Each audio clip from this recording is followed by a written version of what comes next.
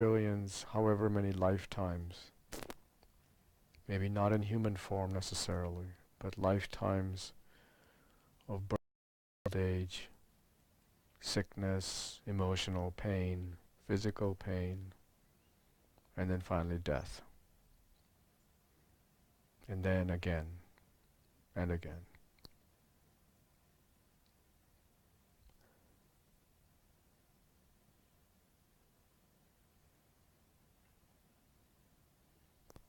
So that's been our trajectory.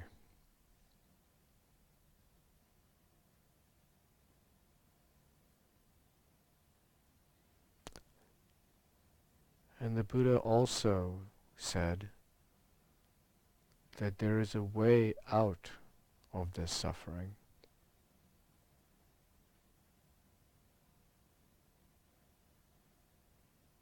And that's the Dharma that we spoke about, his teachings, step-by-step instructions,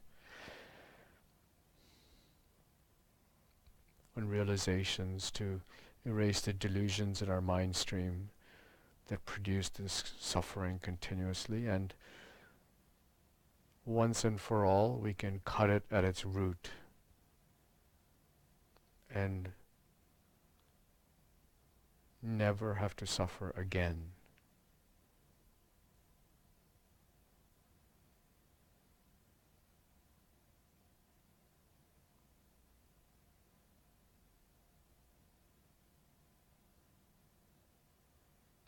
So who could we, when you really realize the suffering that we experience and have been experiencing and will experience,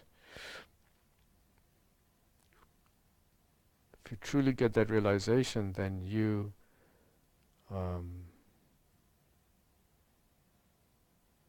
really want to get out of it. You just realize that I have to get myself out of this mire. And who do I go to for help? So I go for refuge to the Buddha, to his teachings, the Dharma, the spiritual community, the Sangha.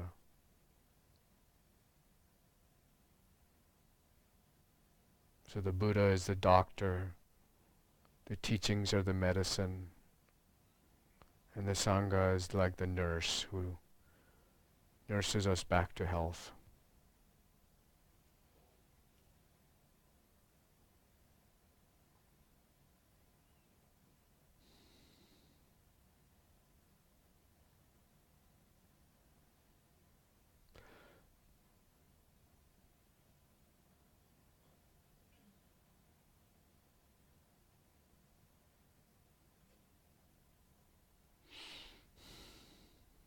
So that's when we take refuge with Geshe-la or a qualified master. That's the motivation with which one takes refuge. A motivation of renunciation. That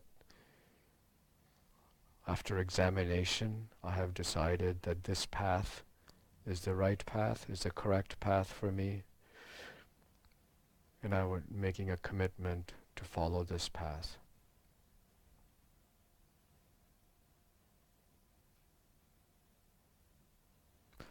And I'm following this path not just for my own benefit, that is, to relieve myself of this suffering, to attain nirvana, liberation,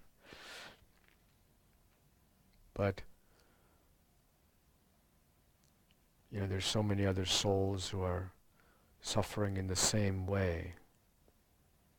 So how can I possibly just do it for myself in a selfish way? I have to help them as well.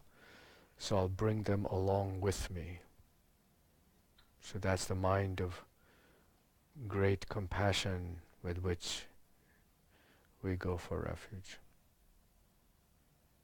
That our ultimate goal is to benefit all beings, regardless of their color, their creed,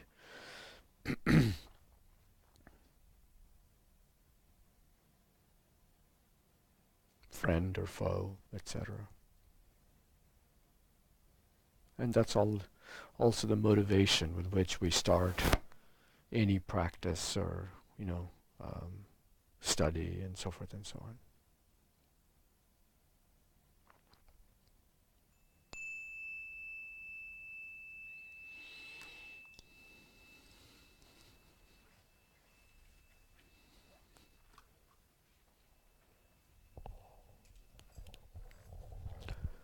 So, regarding when Aaron asked me to talk about refuge, Geshe-la, giving us the opportunity to take refuge.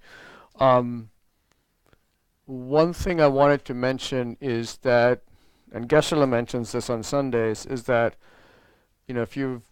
whether you've been here, whether you're first time here or whether you've been here many times,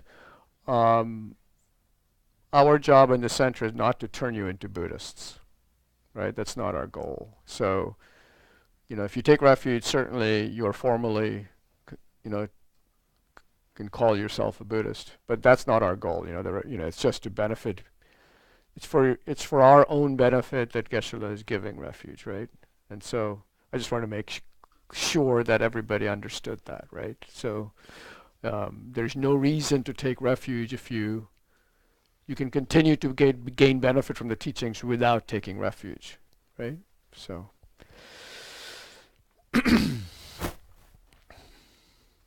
Okay. So, last time, I gotta find my way here. So, last time we kind of set the stage, right, for why refuge is important, right? What taking refuge means, and why it's important.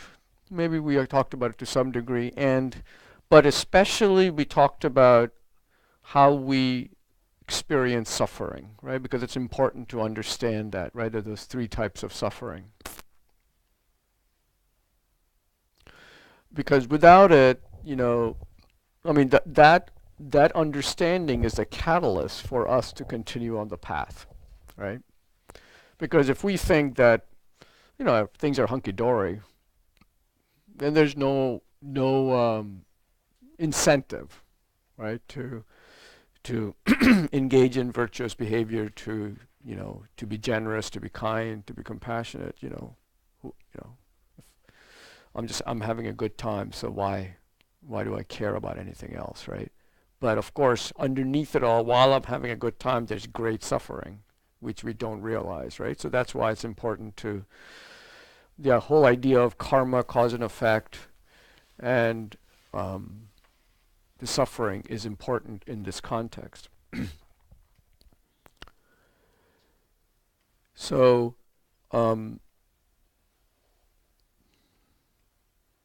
so then one of the most important things is to think about karma, and so the remembering the law of cause and effect and having faith in it, right?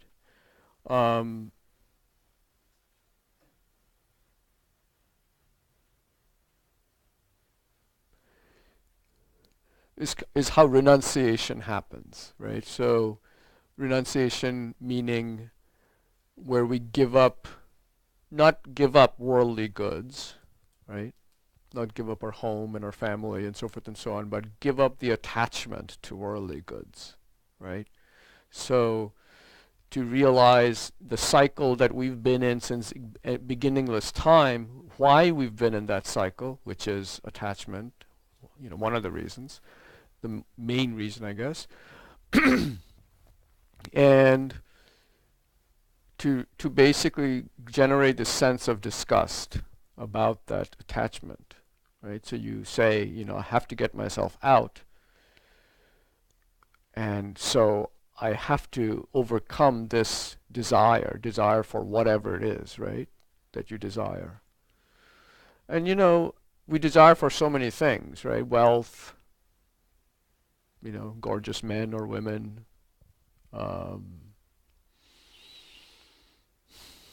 status. People travel a lot, right? Because they just want to see new things, right? Experience new things. Sometimes it's a form of escape, right? But of course you can't really escape. So all those things that we have desires for, right? But I can't remember which teacher said. I mean, he said that you've had all those things a billion times over. That it's not anything new, If you're going to Bali, it's not the first time, or nice, beautiful sandy beach. That's not the first time you're going, going to a place like that, right?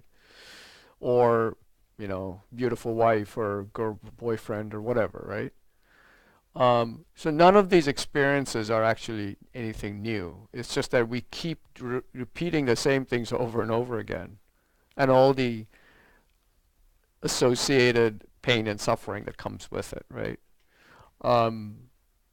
So the renunciation, when you see that, that becomes a cause for refuge. And one of the things that they say is, that there's two things, it'll be in your readings, that one has to reflect on or contemplate to bring ourselves to go for, to see the Buddha, Dharma, and Sangha as objects of refuge. And that is two things, which are fear and faith, right? Fear is, if the fear or the understanding, once you think about suffering and so forth and so on, then you you have this great fear that, this life is going to end relatively soon, maybe sooner than we think. And after that, what awaits us? Right? Maybe a rebirth in the God realm if we're lucky, right? And maybe a rebirth in the hell realms if we're unlucky. So we don't know. And there are many things we've done. There are many, as I said last time, there are many positive things we've done, right, in the past. And as proof of that is, they say, is the fact that we have this human life is a product of many, many, many, many, many virtuous actions that have, the result of those virtuous actions have come to fruition for us to have this human life, which is the highest form of birth one can have, right? Even higher than the God realms. So, but we have also, because of our delusions, or heavy delusions that we have, we've created a lot of negative karma as well, right? That's sitting around in our mind stream. And so if we keep postponing making effort in the spiritual path, then it's not guaranteed that our previous positive actions are going to come to fruition again in a human birth next time, right? It could very well be that a whole bunch of our negative actions, and remember, just like, we've had many gorgeous boyfriends and girlfriends in the past, we've also committed many heinous crimes in the past, right? There's nothing new under the sun, right? There's nothing that's happening in this life around us that's new in a way, right? These are things that have been happening forever. So, so we've committed all those, all those pretty bad things. So, which could easily have us end up in the hell realms, right? I know that kind of the whole idea of hell realms is a difficult topic, right? So I'll say one quick thing, which is that you don't have to accept it, because the Buddha said so, or because Geshe-la says so, or I'm saying it here. But certainly, as just examine it dispassionately, right? And see whether it makes sense. Go through the teachings, see whether it makes sense or not, right? If it doesn't make sense, it's okay. Don't throw the baby out with the bathwater. In other words, if it doesn't make sense, put it aside. That's the instruction I was given many, many years, 20 odd years ago, when I was first, in the Dharma. And I wasn't ready to accept hell realms either. So anyway, but, the other things are of great benefit, right? So you don't have to believe in the hell realms. But you can also think about it, an Indian master in the, I don't know, 4th or 5th century, he also kind of was like, does it really? Because back then they thought that the hell realms were down under the earth, right? That's what it says in the scriptures. The hell realms are so many hundreds or thousands of miles below the earth, and et cetera, et cetera. He's like, that doesn't seem to make very much sense for me, right? So he said that you can see hell realms on this earth, right? You don't have to go very far to see hell realms, right? I think for people who are experiencing civil war in Syria, that's I think there's a documentary called Hell on Earth about Syria. People who are going through severe mental illnesses, who have no control, right, of their minds. Right, trapped in their own minds, right? I mean, there's no way out. I mean, other than death, of course. I mean, that's a hell realm right there, right? And many others like that. There's many different kinds of, the beggars on the streets in India with no arms and no legs. I mean, that would be a hell realm. So there's many things like that, right? So we don't have to necessarily think about, like it says, in the scriptures, necessarily at this moment of our evolution, all the 5 hot hells and the cold hells and the 7 hot hells and the 7 cold hells and all this other stuff, right? And what happens in each. But just think that even if, we could have another life, even if we have a human life, we could be spend it in a mental asylum, right? That would be a hell realm right there, right? So we don't know what awaits us next time around. So when you think about that, then you have to think, you generate this great fear, right? Because what the hell am I going to do? And that's why people do that meditation, is because that becomes a fuel to go for refuge, right? Because the Buddha set out this path, right, on how to avoid it, right? How to, certainly avoid having, or how to continue to have human lives, right? Continue to make progress, but not just that, to cut the root and gain enlightenment, right? This reminds me, there's an analogy they use of our condition, right? The condition of samsara, the cyclic existence, right? Whether you're born as a human or so forth and so on.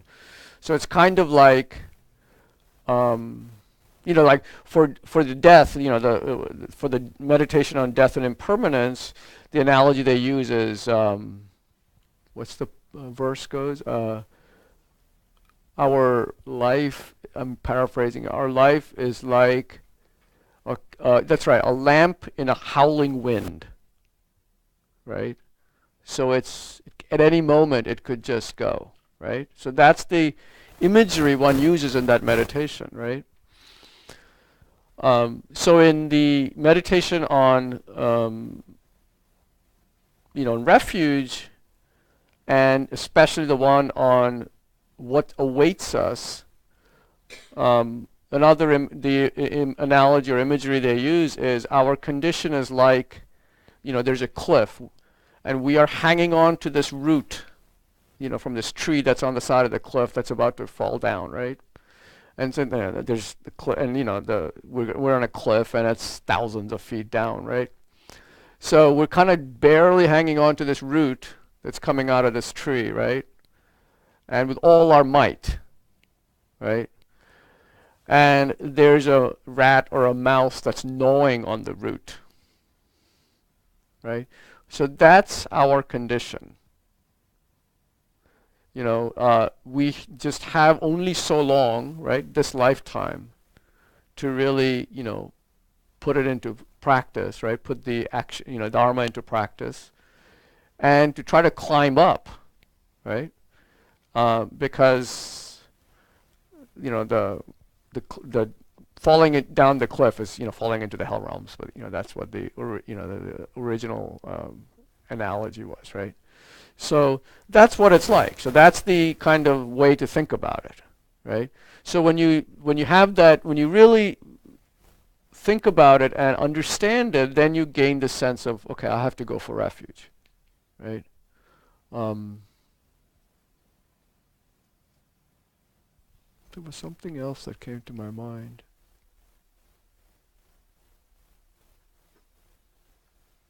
Oh, anyway, so that's fear, right? And the faith part of it is in Buddhism, faith isn't like faith in other traditions, right? I grew up Hindu, as I said, so I like to use Hinduism as an example because I don't want to use someone else's religion as an example. But you basically accepted the word, so to speak, because some because the scriptures say so, or because some high holy being said so, right? Your guru says so. My parents had a guru, and so we went there every once a month, and he would. Anyway, long story. But in this case, what we're talking about in Buddhism, there's three kinds of faith, and the first kind of faith is where you kind of are following the path because you trust someone, right? He looks like he's a qualified teacher, and you trust him, and he says certain things, and he talks about the hell realms, let's say, and doesn't quite make sense, but I'll go along, because he seems to be a nice guy, and he seems to have good intentions. Maybe he's right. So that's the kind of a blind kind of faith, if you will, right? Which is okay, but that's not necessarily good because that can be easily shaken, right? Somebody else can come tomorrow and say something else, and you go, "Oh, that makes sense. I'll go along with that," right? So the next kind of faith is where you develop a sense of, you've been studying for a while, and you've really been analyzing, and you say, I'm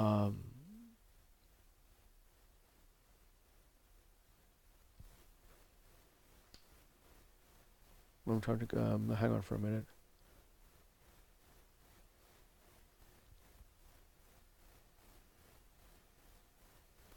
So you've really been analyzing, and you gain some sense that, okay, I think this is the right path for me because, these things really seem to be correct, right? I've examined the teachings, I've examined what my teachers are saying, and I can't seem to find any holes in them, right? So okay, so I think this makes sense to me. I'll follow the path, right? So that's the second kind of faith. And then the third kind of faith, which is called conviction faith, is where you gain realizations on your own, right? You follow your teacher's instructions. You generate realizations. Realizations on death and impermanence, for example. Realizations on karma. Realizations on the karma is definite karma. I mean, anyway, there's these meditations on karma, right? So that karma is real. That it's every action has a consequence, and so forth and so on. So those become part of you, right? So in other words, it's instinctual, right? You know, you don't have to analyze. Every time you think, your actions automatically become positive after that, right? Because when you truly understand karma and you have gained a realization of karma, you will refrain from negative actions, right? Because you understand immediately. You don't have to analyze your action and think, oh, should I do this or shouldn't I do this, right? It's like that, right? So, or when you have realizations on death and impermanence, you live every day as if it might be your last, right? So there's no time to waste. So that becomes part of you, right? So like that, so that's called conviction faith, and so, and no one can shake that, right? Because you have attained a truth for yourself, right? And that cannot be negated by someone else's logic or whatever. It becomes an axiom almost for you, right? So that's the faith then. So fear kind of takes us towards refuge, and the faith, as we study, as we practice, as we listen to our teachers, see their generosity, see their kindness, see why they're here, to benefit us, etc. You generate this great faith. And that's kind of like the thing that continues to power the refuge. So the one kind of directs you towards refuge, and the one kind of becomes the sustenance, right, for the refuge. It kind of continually basically increases your sense of refuge. And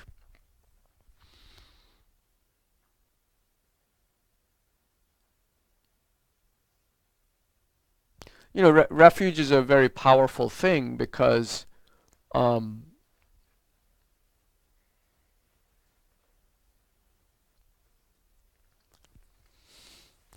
because for number one, it's of great merit, right?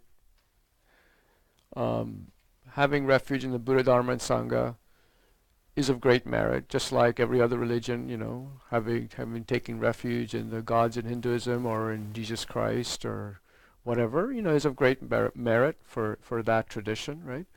So, so it's of great merit, and of course, merit is what we need to gain another human life and continue to make progress and so forth and so on, right? All that only comes out of accumulation of merit, right? Because nothing happens by chance, right? Everything happens because of causes and conditions. So we have to create the positive conditions for to ripen so that we can gain another human birth. So it's of great merit, but also because it keeps us on this, it keeps us on the path, right? It keeps us on the straight and narrow. We're less likely to veer from the path, right? We're less likely to be shaken and, I don't know,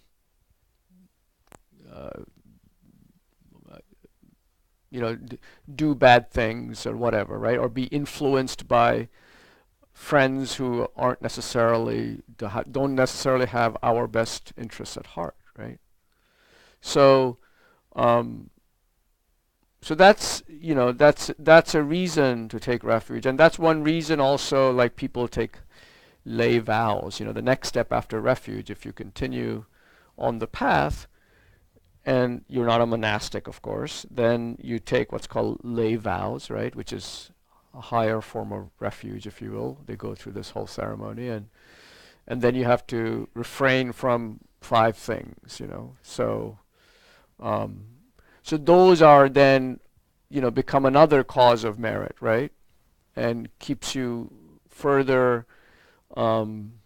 Every action, they say, becomes meritorious, because even when you're sleeping, supposedly, Rinpoche said this, even when you're sleeping, if you've had, okay, the vows, what are the lay vows? You're probably wondering, okay, what are the five?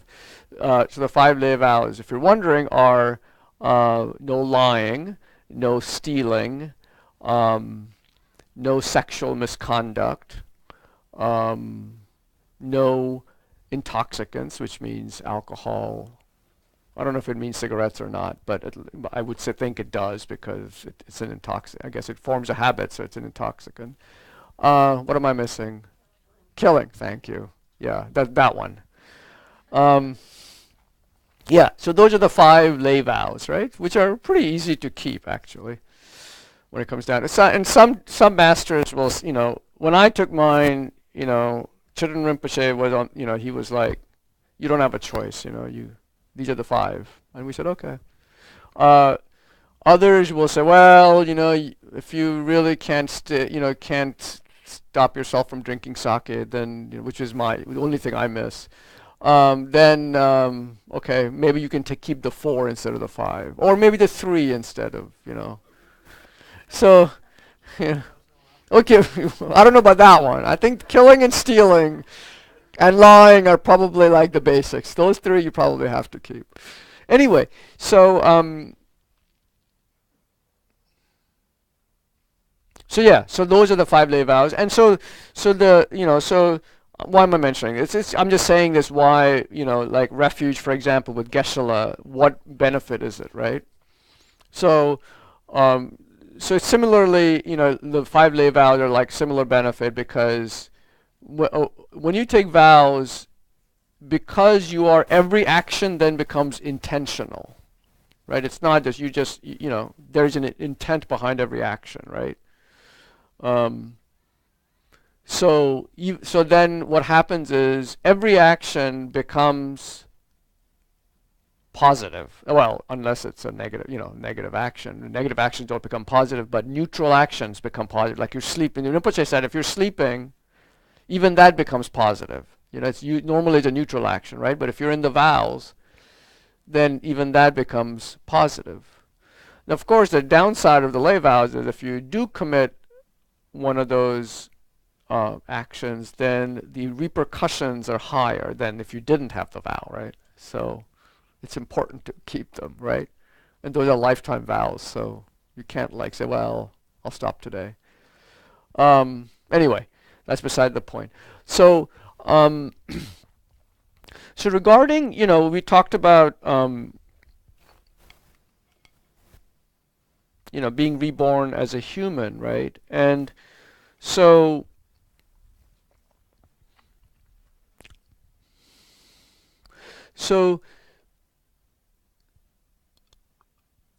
one of the things is that, when if you have a great sense of refuge, your mind your mind stream is automatically directed towards positive things, right? And you are more likely to, do your practice, follow your teacher's instructions, right? And all those things, right? So, so without which you won't make progress. But also it creates a condition in our mind, what am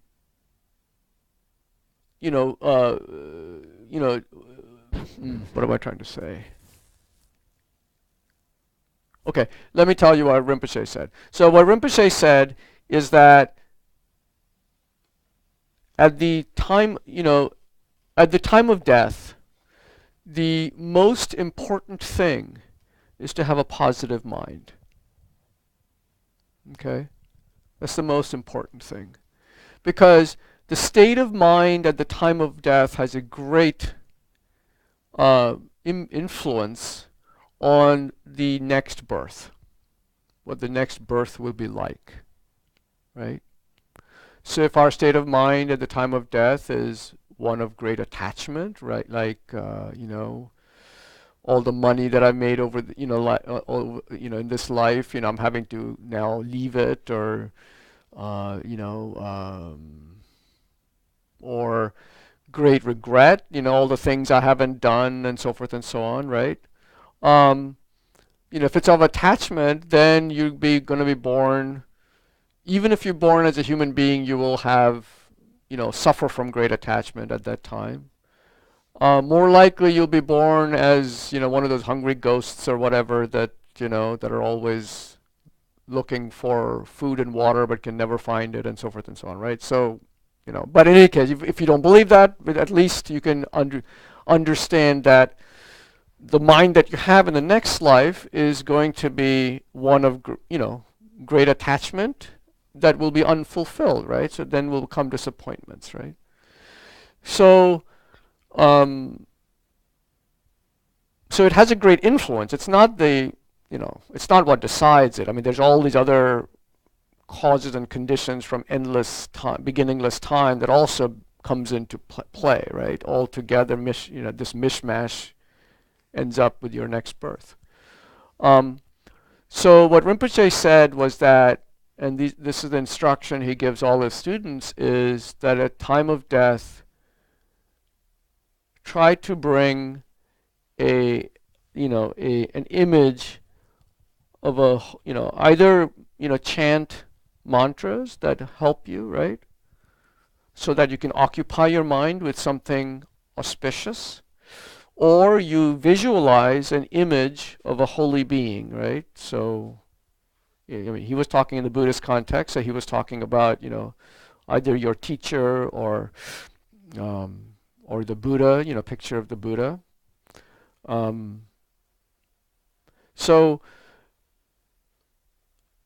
when you have refuge, you are, it creates the conditions in our mind stream to be able to, bring that, to be able to do that, right? That's what I'm saying, right? If you don't have refuge, it means that you really haven't created the ground, right? The fertile soil for these other things to happen, right? So that's kind of the basis, right? So if you want to have, because at the time of death, it's a very difficult time, right? Even if you're having a painless death, right? Rinpoche has, he has told stories about, he talks about how, he travels a lot, right? So he meets people from all kinds of different countries and different faiths and different backgrounds and poor and rich and so forth and so on. And he said that of all those people, and he visits a lot of people in hospitals and nursing homes and hospices and so forth and so on. So he said that all of them, poor, rich, white, black, whatever, Christian or not, or Buddhist or etc. All of them have one thing in common, is that at the time of death, there's great fear. It doesn't matter what tradition you're from, you have a great fear that rises. And he's seen that. And the fear is the, fear of the unknown, right? And you don't want to die with fear, because that's not a positive mental condition, right? So it's very difficult to overcome that fear. So again, to bring, to chant mantras or to, have an image, visualize a holy object and so forth and so on. And if you're having a death with pain, that's even worse, right? It's even more difficult, right? So what Rinpoche suggests all his students, and I tell this every class, if you've taken other modules with me, you probably know this already, but I tell this to everyone because that's Rinpoche's instructions, is to, during this life, while we're alive, to always cultivate an image of a holy object in our mind, right? And when you're going to sleep, have that object in your mind as you're going to sleep. That's how you memorize that object, right? And in fact, sleep, when you go through sleep, there are these seven, at death, there are these seven stages that our mind goes through at death. And at sleep, that's exactly what happens as well. So it's basically a small death in a way, right? So you're kind of practicing for the real thing so that you can have a positive life the next time around and keep going, right? Because, unless you have created an incredible virtuous karma in the past, most likely you're not going to achieve enlightenment in this lifetime, right? I mean, I hope you do, but I suspect you won't just because, But I don't know for sure. Maybe you will. But you want to keep making progress, right? It takes many lifetimes. So, but you can't do that without a human birth, right? That's the only form of birth where you can make spiritual progress. Not even the God realms. Being born as a God is not going to help you. So, and that's another module, so I won't go into that. But, so that's why it's important to, cultivate some kind of something that you will be able to do at the time of death. And as an example for me, what I have is there's a particular statue of a Buddha at this retreat center in California that I used to go to that I really like. And so that's kind of, I've seen it many times, and so it's kind of engraved in my mind. So I just use that, right? And you can pick, you don't have to pick the Buddha. You can pick some holy object or a saint or from your tradition, that you find inspires you, right? Saint Francis or so forth and right, like that. But pick one, right? Or a mantra or something that you can do, right? So why am I saying all this? So the reason I'm saying this is because, at the time of death, this and refuge is what's going to help us, right? At the time of death, or if you've gone, you guys have gone through the module on death and impermanence. Oh yeah, it's coming up. Okay. Well, I'll tell you the three big secrets in death and rebirth, right? Death is certain, okay? The time of death is uncertain. And third one is, and at the time of death, nothing but the Dharma will help us. Our friends won't help us, friends meaning family as well. Our wealth won't help us. Our status won't help us. Nothing will help us, right? Those are the three main topics, and then there's three subtopics in each. You'll learn that in the death and rebirth. So that's why the time of death, none of those things are going to be of benefit, right? All the things we've done in this life is of no use whatsoever, right? All the things that we thought were important to achieve, in this life won't matter a bit. What matters is what kind of life we have led, right? Have we created positive merits, right? Have we been kind, compassionate, generous, patient, so forth and so on. And, of course, the state of mind, right? At that, at the time. And refuge helps with that state of mind, right? Refuge helps generate that faith in that holy object or in that whatever, right? In that mantra, that it will help us, right? And as I said, it's not just blind faith. This is conviction faith we're talking about, right? It's after examining it, doing mental arguments. You do mental gymnastics. That's what analytical meditation is, right? Have you guys? They've talked about analytical meditation. Yeah, you did the different types of meditation, right? So that's what analytical meditation is, right? It's the going through the points, and asking probing questions and try to negate them, right? You play devil's advocate. Is this really true? Is death really certain? Right? What if I freeze myself cryogenically, right? And I come back 200 years from now? That's a good question, isn't it? I don't know the answer to it yet. But that's a question I ask myself, right? Anyway, yes, Mike. I know, but there are people online, so that's and recording as well. So you have to be on the straight and you have to be on the straight and narrow here. Well, I just wanted to ask. So is refuge kind of like the baptism and the Christian? I mean, you must have heard this before. I mean, I grew up in the Christian faith and walked away from that, but that was always a big thing when I was little. Whatever you do, just get baptized, preparing you for what would happen next. Well, yeah, but is this, are we talking about baptism when you're a baby? Well, I wasn't a baby. I was older. Older, okay. I guess if baptism as a baby isn't quite like refuge, right? Because that's just, you're not making an intentional commitment, right? But I guess baptism as an adult, after you've studied and you've decided that that's the path that you want to follow, to achieve salvation or what?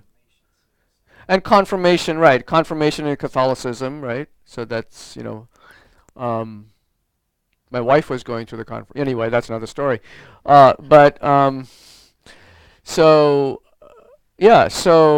confirmation is kind of, yeah, that's right. So that's like that is like refuge, yeah. Any other questions? I've been talking for a while. Oh, yes. This is a little bit off subject, but it's also related. A lot of times, I know a lot of people have died with hospice, and the typical thing is they give them opiates or whatever, and so like the last 10 days, they're out of it. And I just talked to a friend of mine whose dad's going through it, and he just said, his dad was in pain, and so he's just out of it. It seems like it would kind of negate the possibility of having a calm death, and I'm just wondering if that's a topic that you know how to comment on.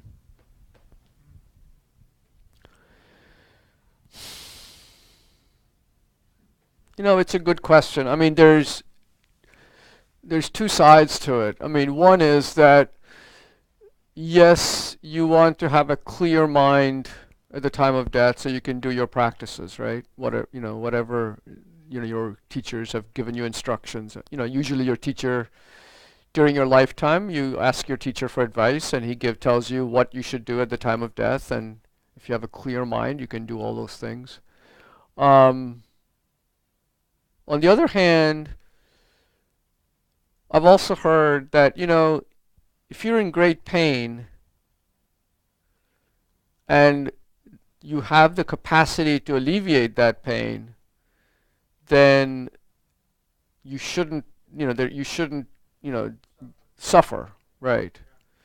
So I don't know the answer to your question, Geshe-la, ask Geshe-la. That's a good Sunday morning question. Seriously, they're always looking for Sunday morning questions. Ask Geshe-la, right? That's what I would do. That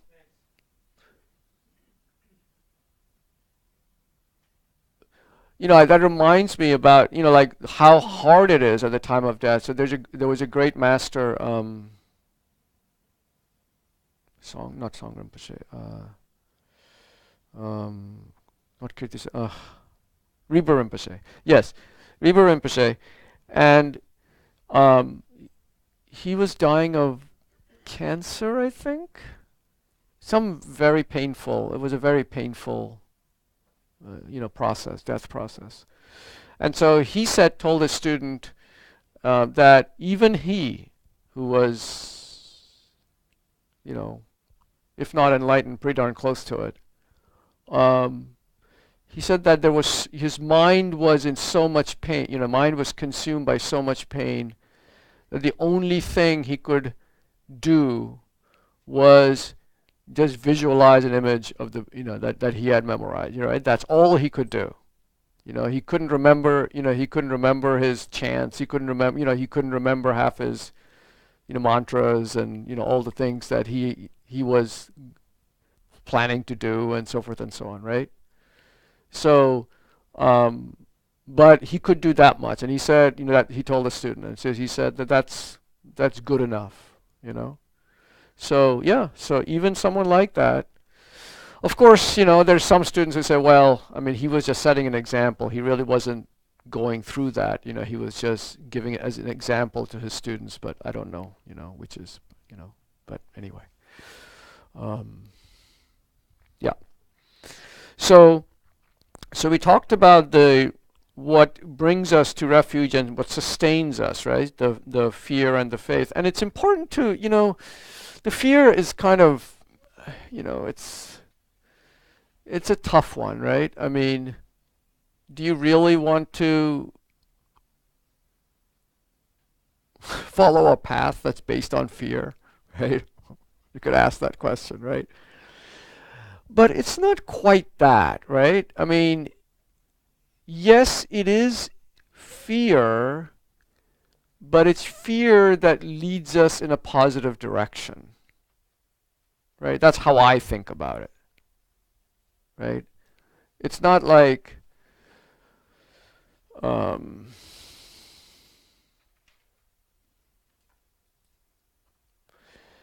it's not like you live your life in fear, right? You have some fear that takes you to refuge and faith and realizations and compassion and wisdom and all these things, right? But then you don't have any fear, right? I mean, the fear is only at the beginning a little bit, right? I mean, after that there is no fear. You're not living your life. Oh my God, I'm going to end up in the hell realms tomorrow, right? I could die tomorrow. I'm going to end up in the hell realms. No, because at that point you're going to say, well, I've been taking action, right? I've been practicing the path, so I'm not worried about what's coming next. Right? So the fear, so it's not really, the fear is just the kind of the fuel, the thing that, the motivator, the thing that, the bullet, what happens before the bullet goes out of the gun? There's a spark and then there's some kind of powder, whatever happens, right? I don't know, I'm not a gun expert. But, right, like that, right? To propel you, right? That's what really it's about, right? So I think it's important to understand that it's not just fear, constant fear of falling into the hell realms or any other, terrible situation, So let me see. What else am I supposed to talk about that I'm missing? Right. So there are kind of like, so there are different levels of refuge, right? And I think you probably already know some about this, but so, there are those who, there's three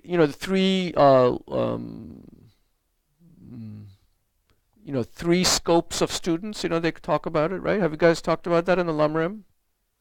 Yeah? Okay. So there's, the small scope, which is those who are in the spiritual path and are thinking of the next birth, right? How to have a positive rebirth, right? So that's the first level, right? The small scope, it's called. Then there's a medium scope, the medium, grade, I don't know, level of practitioners, who are thinking about their own liberation, right? To get out, they've generated an incredible sense of realization of renunciation, right? And they have, and faith and refuge, etc., and they have liberated themselves from all suffering, right? And then there are those of great scope who are not satisfied by their own liberation because they have great compassion for all the other beings who are suffering just like they used to. So they take a vow that they will help all those beings, right? Every animal, insect, etc., to also attain enlightenment, right? And before, and some of them, there's, well, I can't remember, but there's one famous bodhisattva who basically said, okay, I'm gonna postpone my enlightenment until everybody is enlightened, until I'm able to bring everyone to enlightenment, right? So he's not a Buddha, he's only a bodhisattva now. But anyway, so you have great compassion so you can't bear to see others suffering and you becoming liberated, right? Because that's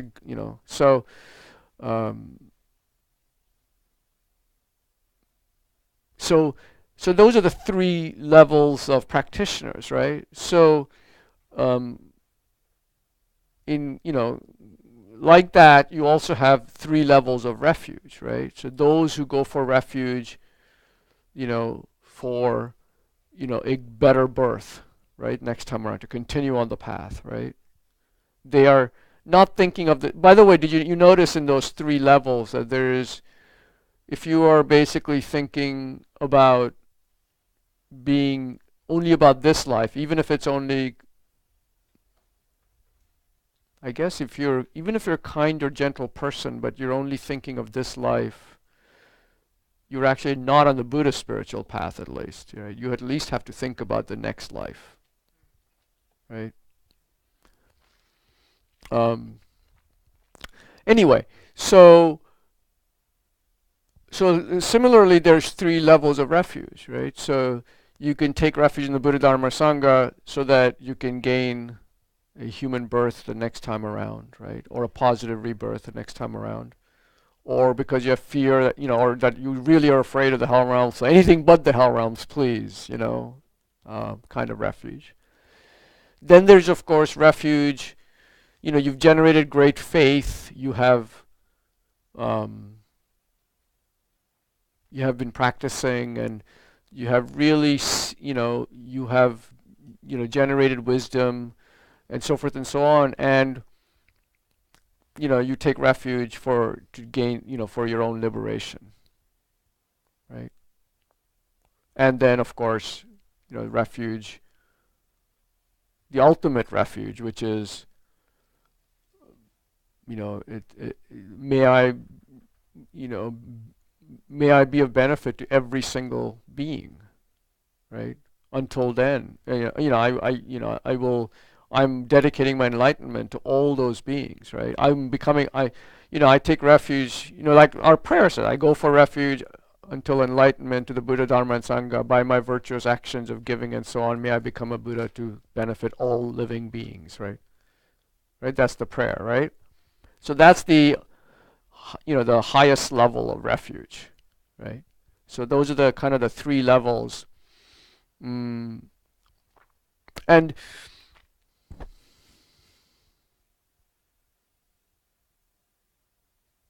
so along with the three levels, there are three different understandings, right, of the Dharma, right? So if you're thinking about the next life, you have an understanding of karma. That's what, you get an understanding of karma, and you understand like how negative actions have negative results and positive actions have positive results. So you say, okay, in this life I really have to make sure that I accumulate merit, gain positive, do virtuous things and refrain from non-virtuous actions so that I can accumulate merit, so I can have a good rebirth, etc., etc. So that's the understanding that one has in that level of refuge, right? Or in that level of practitioner. So one who is the next level, who is thinking of his own liberation, he of course has this understanding of karma, deeper understanding of karma, but he also has an understanding of how suffering is, right? The three types of suffering, right? He has an intense, realization, right, of those sufferings, how we suffer even without knowing. Right at this very moment, I am suffering. Right now, even though everything's okay, right? And we talked about that last time, right? How we suffer even though we don't know we suffer.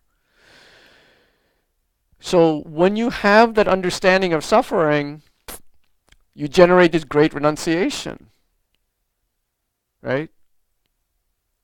I gotta get myself out of this. This is stupid, right? I mean, this constant cycle. This is just idiotic, really, right? How could I be doing this over and over again? So you generate this great sense of renunciation, and that is what then brings us to liberation, right?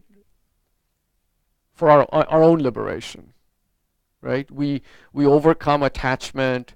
We overcome attachment, anger, pride, jealousy, ignorance, doubts, wrong view, all those things, we remove, right? Because of that renunciation. And so that's what brings us to liberation, right? And then the ones who are in the highest form of refuge, or the highest level of practitioners, they have a further understanding, right? They understand suffering, and because they understand suffering, their own suffering, right? They generate this incredible compassion for others, because others are suffering the exact same way. They see the others going through endless cycles continuously over and over, right? And they think, this is how terrible it is, right? How, all these beings around me, right? How can I not help them, right? So they generate this great compassion. So that becomes their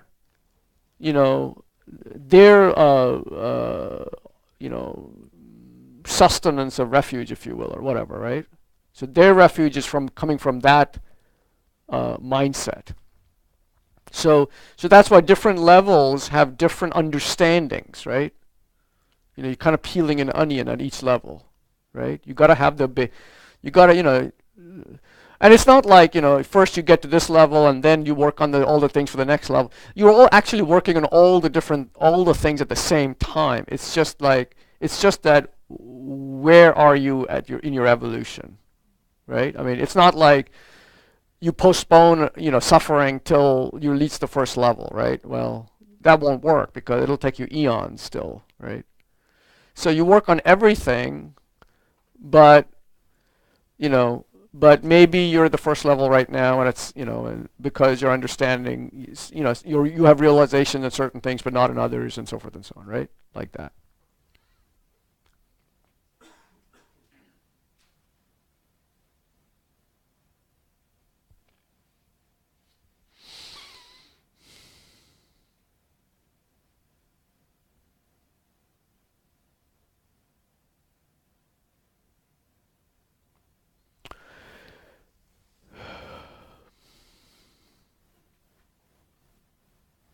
Oh, question. 2 questions.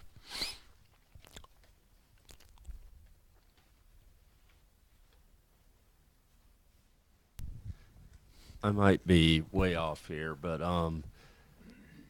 I've got very limited knowledge of the Hinayana tradition, but that sounds similar to the medium scope, where they're seeking ending their own suffering for themselves, more of a selfish sounding reason. That kind of sounds like the medium scope. I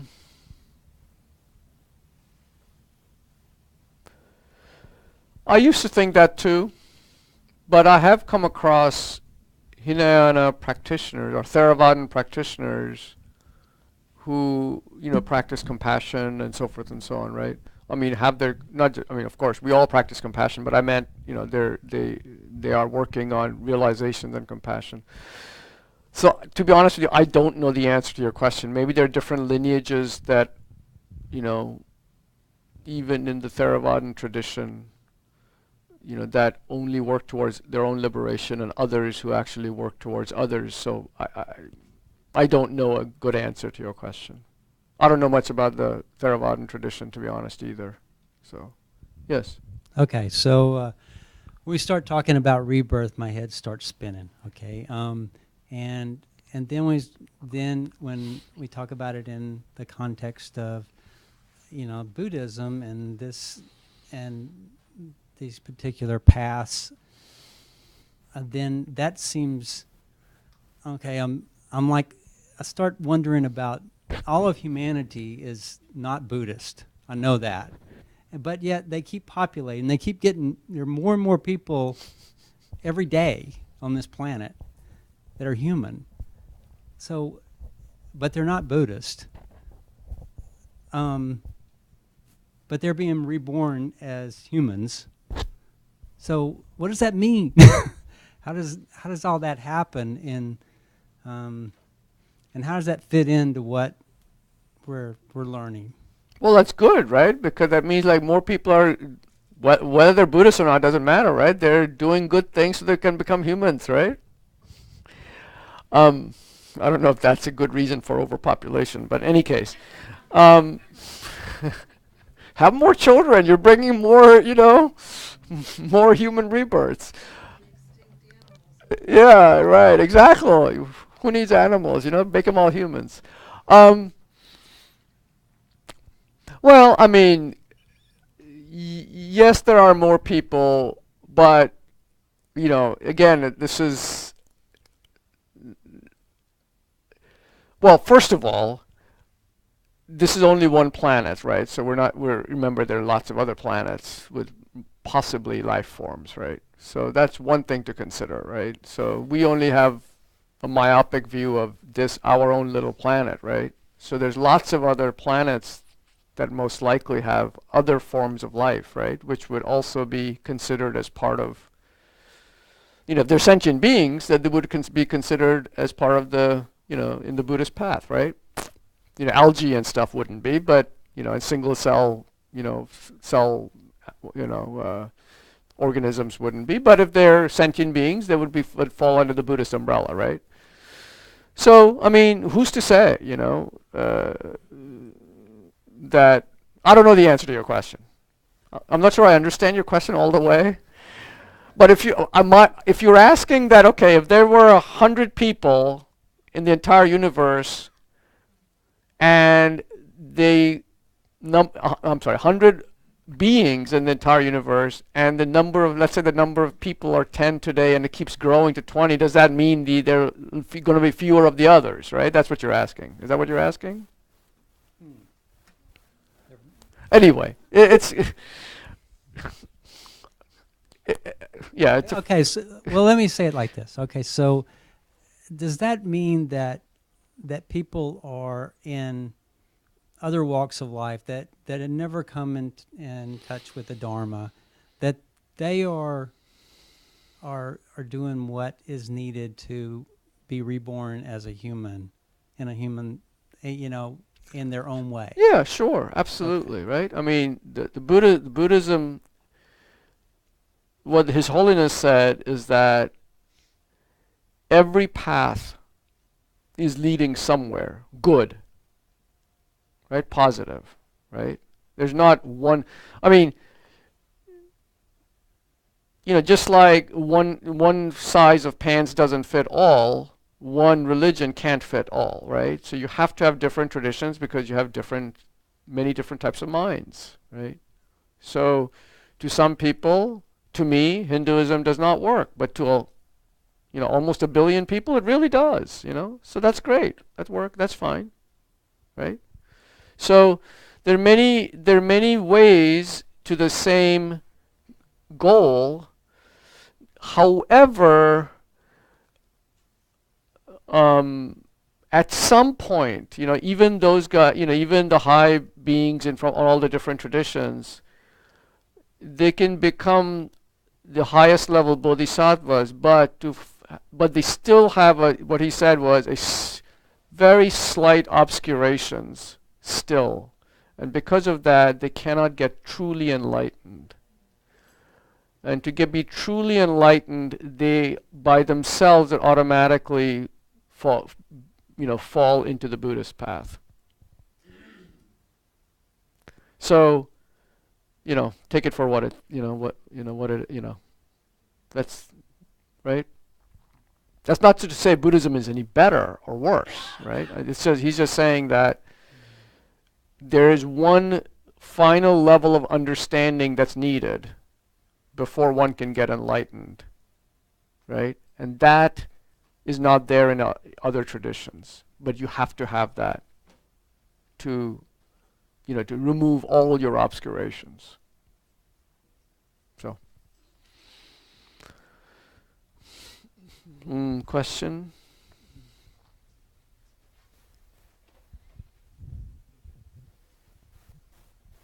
I heard that Buddha was not Buddhist Yeah, and Christ was not Christian yeah, and Mahoma was not Muslim. yeah. Okay, yes, you're right. Sure, that is true. Um,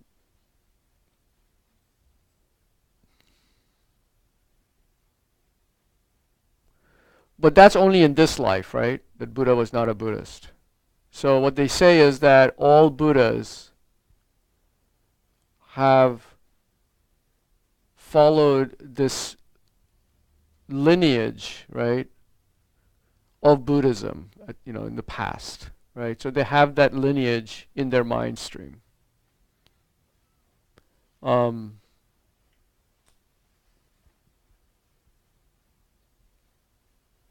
yeah, they're not Buddhas in this life. They're not Buddhists in this life, but they were Buddhists in some other life. Let's see. I'm just trying to see what else I was going to say today. One last thing, which is that, and the ultimate form of refuge is actually yourself. So all these other when you have refuge towards the Buddha, towards your guru, towards whatsoever, those are called outer objects of refuge, right? The inner object of refuge is actually yourself, because each of us has that Buddha nature, right? And because of our renunciation, if we have, realized renunciation and so forth and so on, we are our own fuel, right?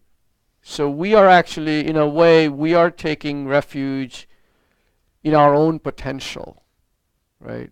So the outer objects of refuge are actually a way of,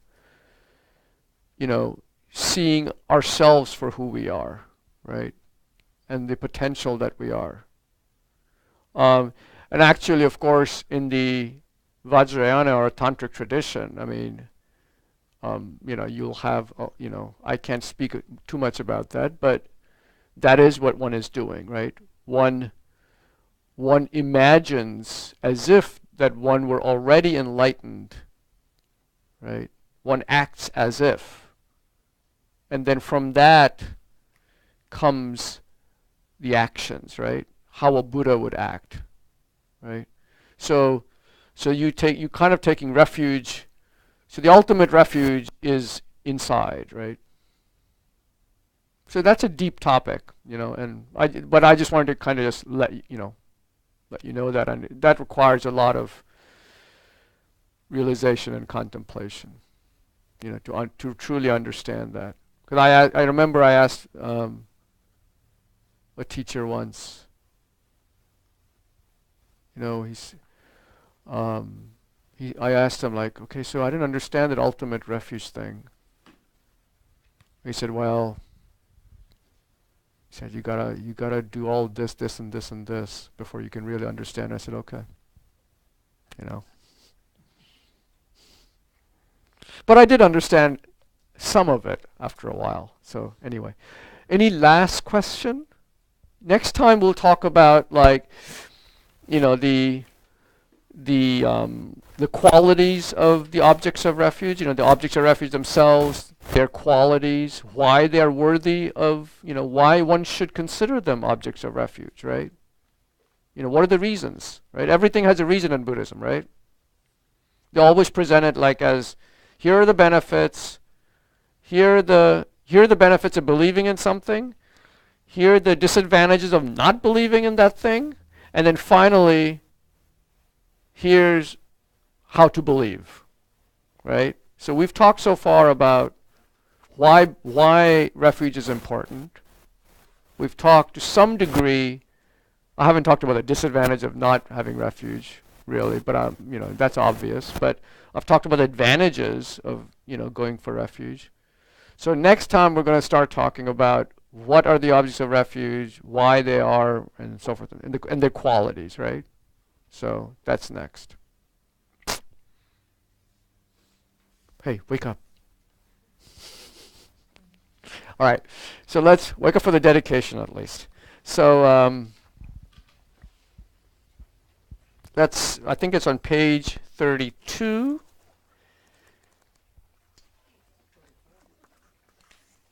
Hmm? 32, yeah. That's the one. There's one on 34 as well, but I like the 32 one. Oh, wait a minute. No, that's not the one. Sorry. Okay. The 32 one is about 36. Thank you. Pick any even number in the 30s. So yeah, so at least for just a couple of seconds, just bring to our mind stream, why we are studying and practicing. But think about suffering, think about karma, about renunciation, why we have to get ourselves out of this, and similarly others who are suffering. So we're not doing it just for ourselves, but of benefit to all others. So with that mindset, let's do the dedication. Due to the merits of these virtuous actions, may I quickly attain the state of a Guru Buddha and lead all living beings without exception into that enlightened state. May the supreme jewel bodhicitta that has not arisen arise and grow, and may that which has arisen not diminish but increase more and more.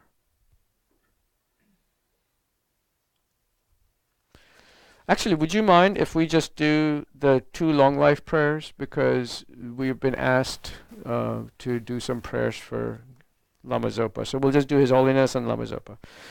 In the land encircled by snow mountains, you are the source of all happiness and good. All-powerful Chenrezig Tenzin Gatso, please remain until samsara ends. You who uphold the subduer's moral way, who serve as the bountiful bearer of all, sustaining, preserving, and spreading Manjunath's victorious doctrine, who masterfully accomplish magnificent prayers honoring the 3 jewels, Savior of myself and others, your disciples, please, please live long. Thank you very much. See you next week.